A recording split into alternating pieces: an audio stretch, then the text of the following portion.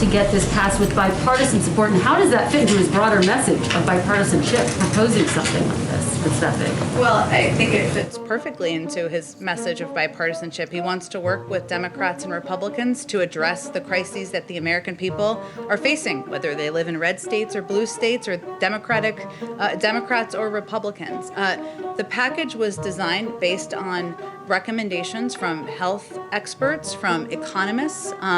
It's been applauded by everyone from Senator Bernie Sanders to the Chamber of Commerce. Right, so it's totally bipartisan because it's been accepted by everyone from left-wing Bernie Sanders to the left-wing Chamber of Commerce. I don't even think these people know what bipartisan means. And they're always saying stuff like, oh, it's been backed by economists. Well, that just means economists on their side. I guarantee you that no one reached out to Thomas Sowell and asked him what he thought about it. And if they did, I guarantee you he wouldn't back this stupid ass shit. You know, there's just something really fishy about this press secretary. I can't quite put my finger on it. Oh my fucking God, what is this?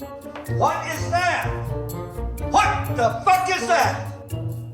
What is that? Oh, it's just that chick there with John Kerry and a bunch of Russian officials while she's wearing a pink Russian hat with a hammer and fucking sickle on it, isn't it? Isn't that what that is? Oh, and Bernie sprung himself back into relevance with his dank-ass mittens.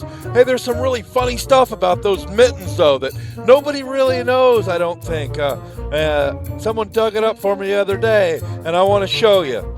See, it turns out that they found, Slate did, the person who made the mittens, and they interviewed her, and she's really stoked about Bernie wearing her mittens and everything. But down here, this section right here, is what you call peak fucking irony. And what it says is, a year ago when Bernie was on the campaign trail, he was wearing those mittens and Twitter buzzed about it then. I'm not really on Twitter. I have an account, but I don't really participate. But a lot of my younger colleagues do, and they were like, you gotta check this out. I went on Twitter and what I saw was some misinformation that bothered me. People were talking about how those mittens probably came from Bernie's grandmother and they were a Christmas gift and they were knitted. And there's so much inaccuracy in that. Bernie's Jewish. They were not a Christmas gift. So I put it out there that I made the mittens. They were a gift and that they were not knitted. They're sewn from repurposed upcycled sweatshirts. At that time I had 30 or 40 mittens for sale, and being a little naive about Twitter, I put my Gmail account on that, which someone picked up yesterday and retweeted it. People have been contacting me thinking that they can get the mittens, and actually they can't. I don't have any more, and I don't have much of a mitten business anymore because it really wasn't worth it. Independent crafters get really taken for a ride by the federal government. We get taxed to the nth degree, and it really wasn't worth it pursuing that as a business, even as a side hustle. I mostly just make them as gifts. Holy fuck! Are you trying to tell me that this Bernie supporter can't make mittens for a living because the government's taxes are too much? Fuck my life! So I don't know if you saw this, but it turns out the military's been treated like a bunch of shit up in D.C. A military source in D.C. says for the last week, my battalion has been sleeping on the floor in the Senate cafeteria. Today, the Senate kicked us out and moved us to a cold parking garage. 5,000 soldiers, one power outlet, one bathroom. This is how Joe Biden's America treats soldiers. So, fucking good job there, Joe. I guess from the same source, he said, yesterday dozens of senators and congressmen walked down our lines, taking photos, shaking our hands, and thanking us for our service. Within 24 hours, they had no further use for us and banished us to the corner of a parking garage. We feel incredibly betrayed. You know who else probably feels really betrayed? Those pipe fitters whose union had supported financially the Biden campaign. So these guys' union dues were going to pay for the Biden campaign, and the first day in office, he puts them all on the fucking unemployment line. I bet they feel kind of betrayed too, guys.